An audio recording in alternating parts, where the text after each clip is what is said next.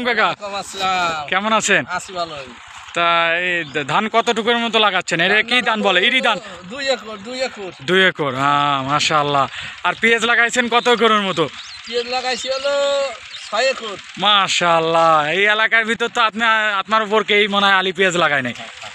মাশাআল্লাহ দর্শক, তা এবার খরচের পরিমাণটা বলেন। এবার খরচের পরিমাণ হলো বেশি।